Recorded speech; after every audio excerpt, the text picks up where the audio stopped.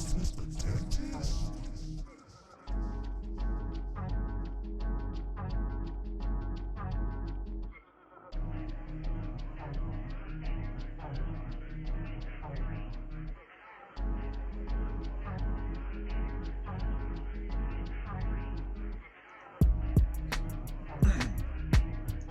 right, everybody, welcome to Community. Today we have another special guest. I'm your host, Kenny Jones. And we're with a special man today. Please introduce yourself for the people. All right, hello listeners. My name is Aaron Ruth. As Kenny and I joked earlier, coming in from sunny San Diego. It's a beautiful day out here and excited to have a great conversation. Man, San Diego, I'm so jealous.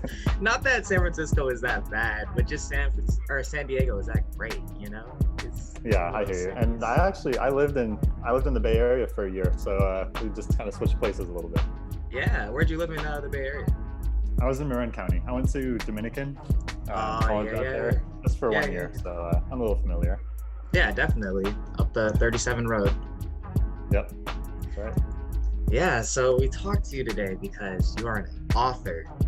But before we get into anything that you've published, let's talk about your passion for writing in general and how'd you first find out and what stage was that at? Was this kindergarten? You're like, yes, Cat in the Hat, I know. Cat in the Hat, I could do better than that. No. Right. What you need?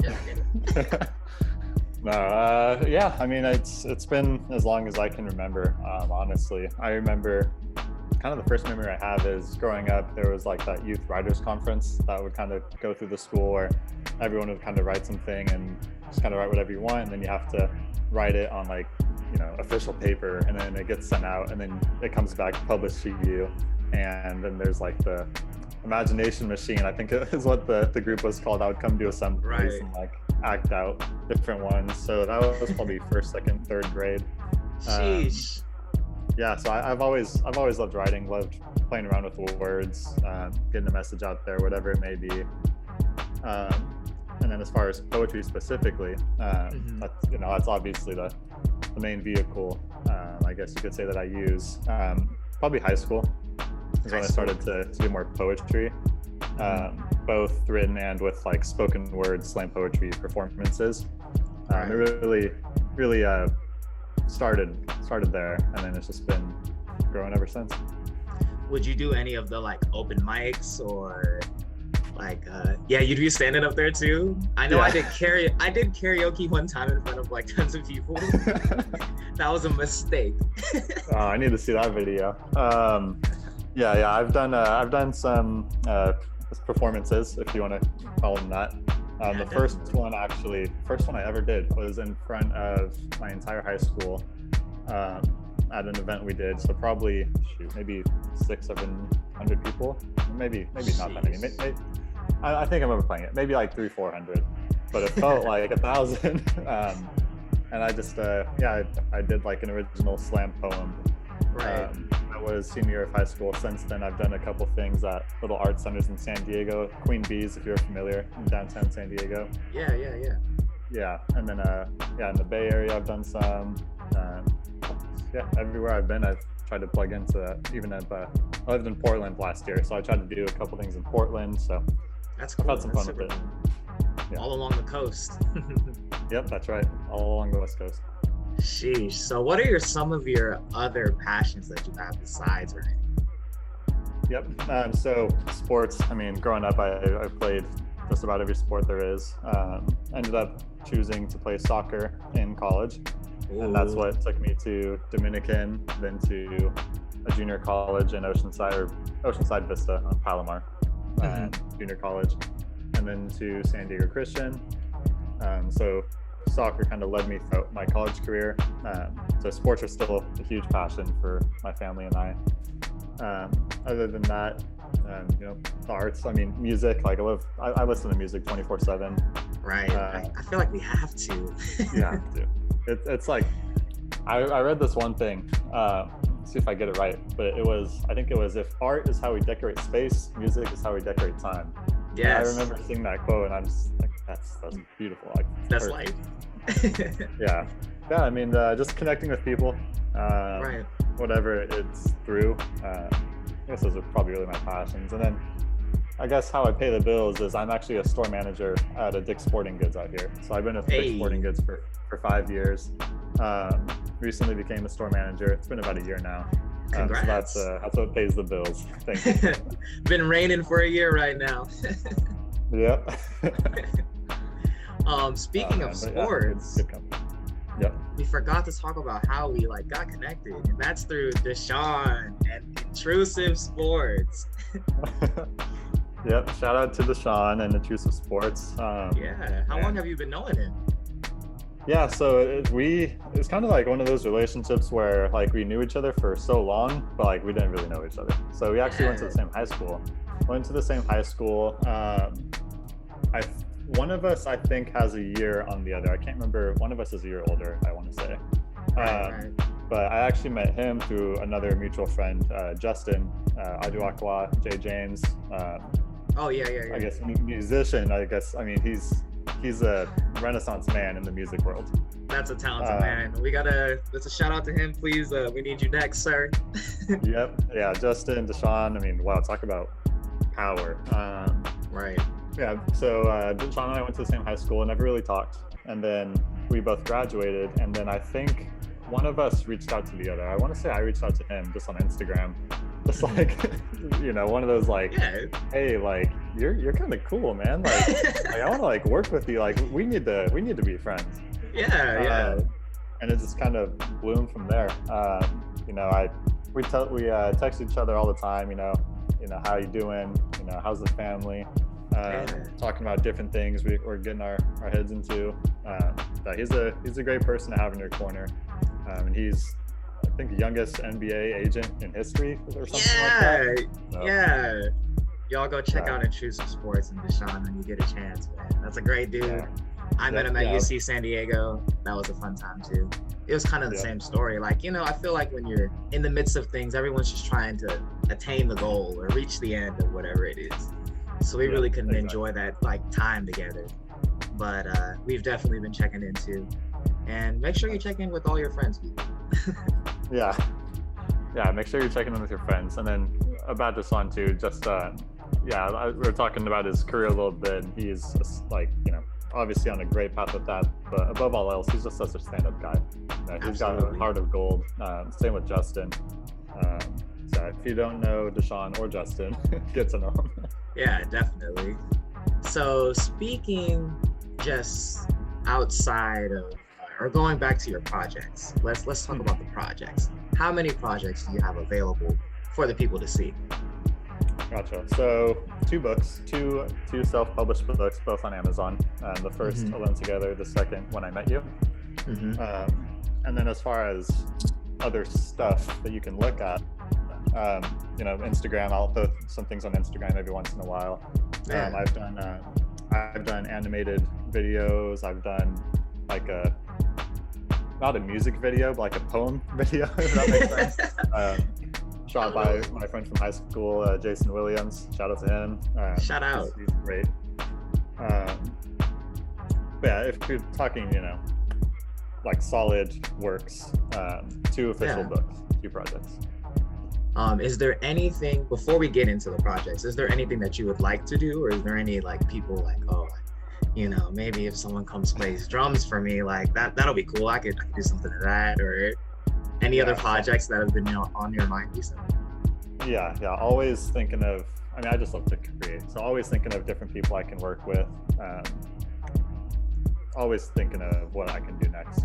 The next thing I actually want to do, and I'm hoping to partner with someone with, is just another animated short. There's one poem from When I Met You, the second book, that after I wrote it, it's this needs to be visual. This is a good poem, but this is to be seen. So something like that.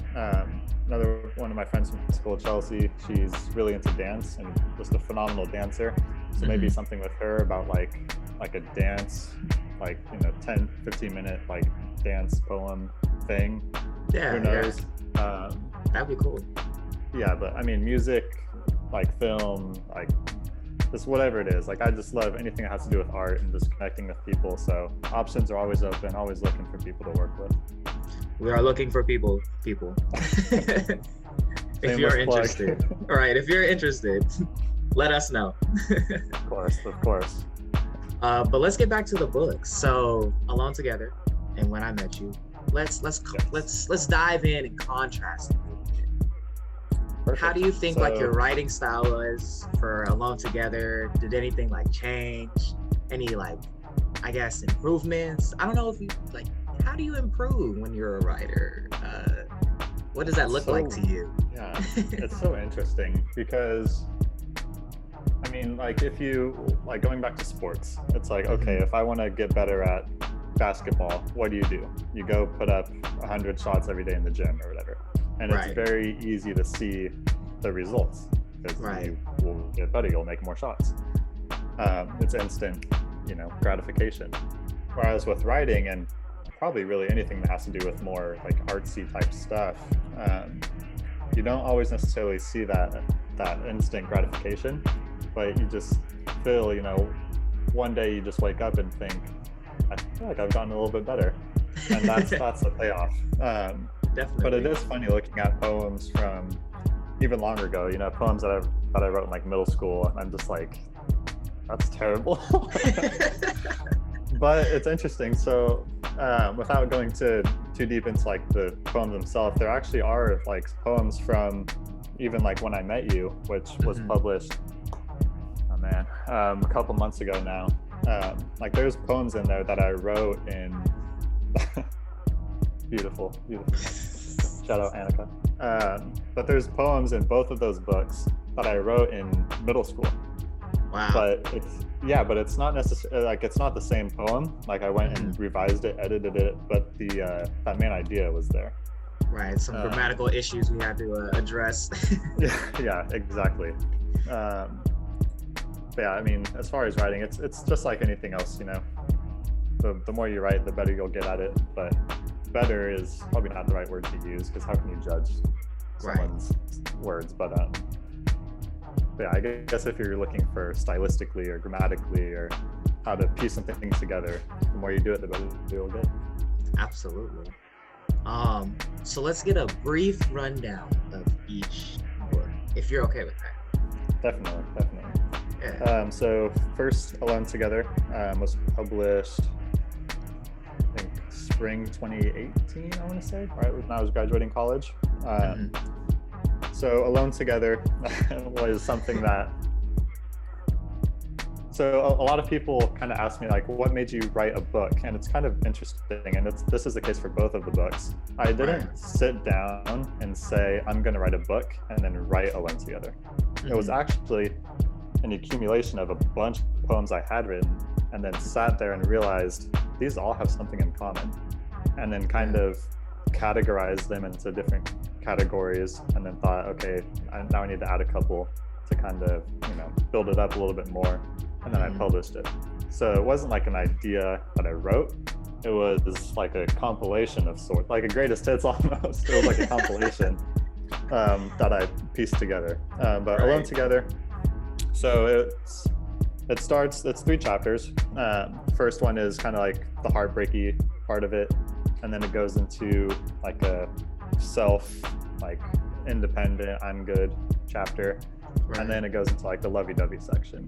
And the reason I chose the word or the title Alone Together, I can explain it this way. So the first chapter again is like that heartbreaky chapter. So the first chapter is titled Alone, and it deals with that feeling of loneliness, probably the one that first comes to our head when we hear alone. I'm lonely, I'm alone, I'm isolated, no one cares about me, darkness, depression. Like that's the mood from that first chapter, and that's Alone.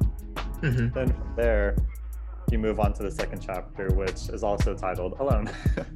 But it's more just exploring how one word can mean so many things. So the first chapter is I'm so alone. The second chapter is I'm alone, I have my space, I'm improving myself, like it's just me, like one track mind, who's gonna stop me? with some instruments of faith playing into that as well. But like exactly like a who's going to stop me? I'm independent. Right. And then from there, I transitioned into the third chapter, Alone Together, which is, you know, I went through some serious stuff. So I was alone. Then I was with myself. I fixed me. I got me right. And now that I know myself and realize how I work and what I can do, I do that. You've done that.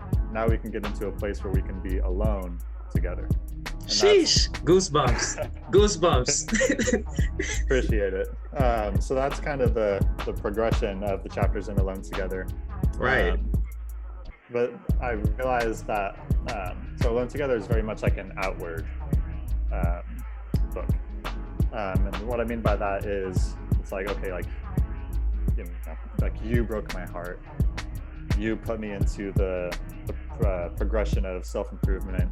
And then now, like, I'm with somebody new. So it's right. like you type thing.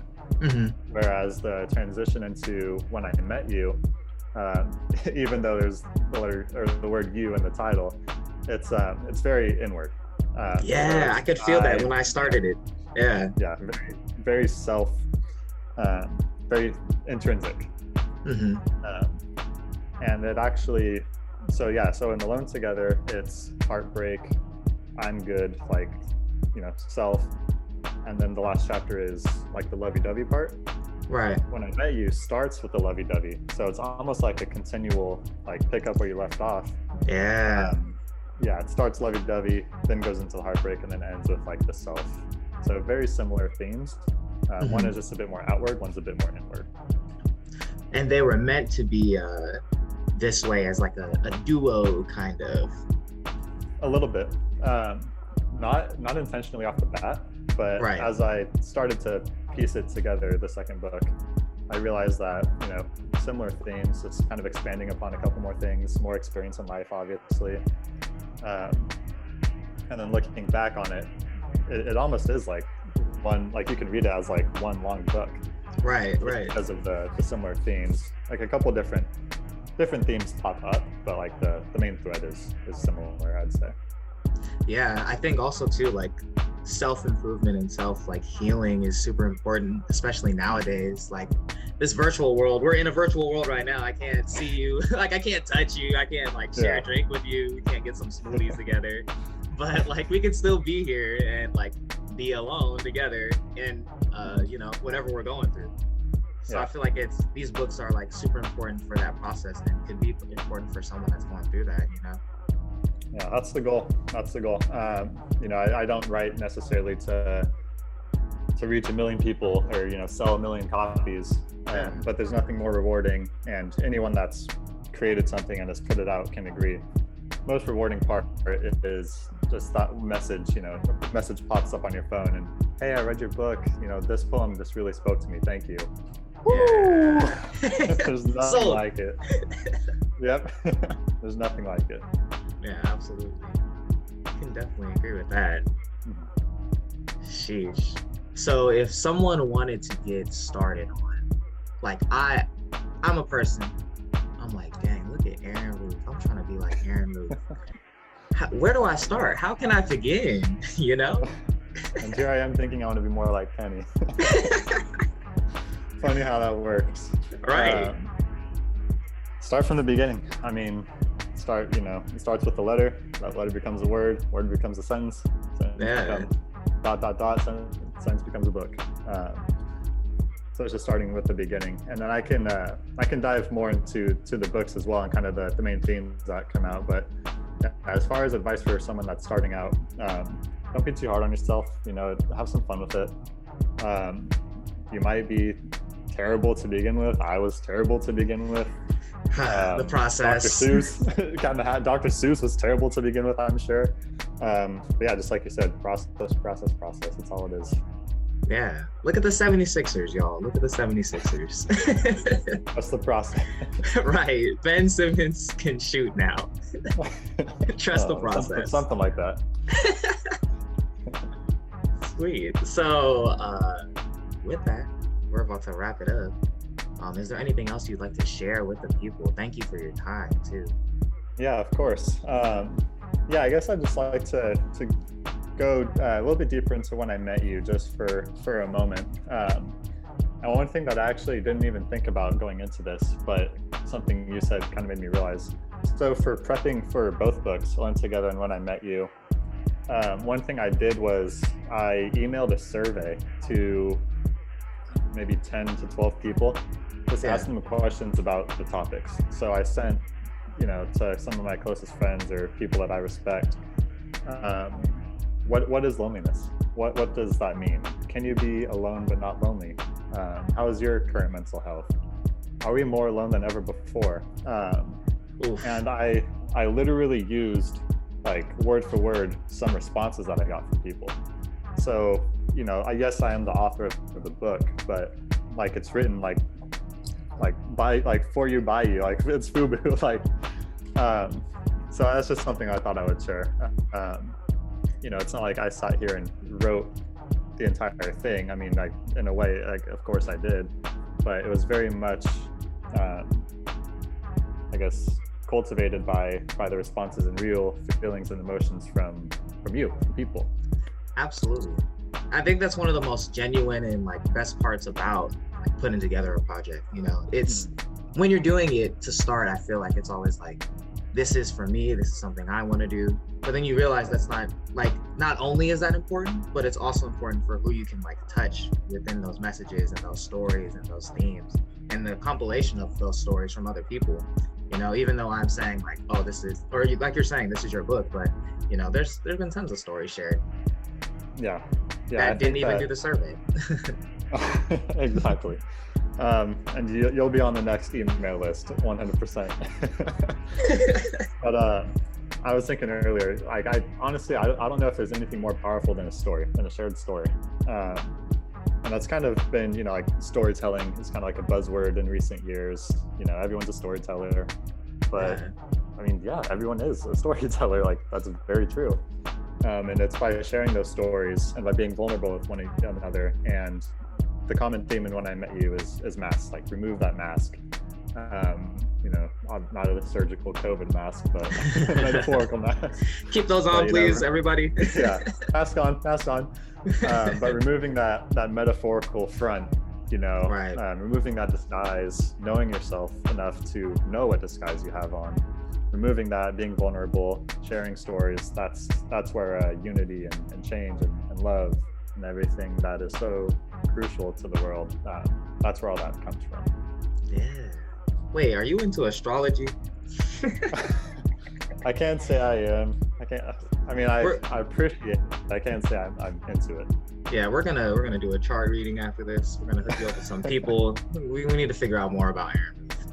Yeah, I'm a Scorpio. I don't know what that means, but I'm a Scorpio. Oh, me either. But I have a close friend that's a Scorpio. So okay, there you go. It's a good thing. It's a positive. Nice. I'm glad.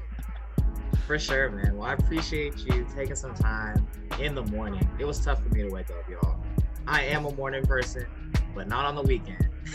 Yeah. I know I pushed for earliest possible, so I apologize about that. I know he's trying to get me up at 6 a.m. to do an interview. Hey, I'm like, hey now. Hey. Hey now. It's all good, man. Thank you for your time. This was Community for Today. This is Aaron Ruth, y'all. We're going to have some links so you can get those books. And please follow him. Please share where they can reach you. Oh, man, let me look at Instagram is the obvious one.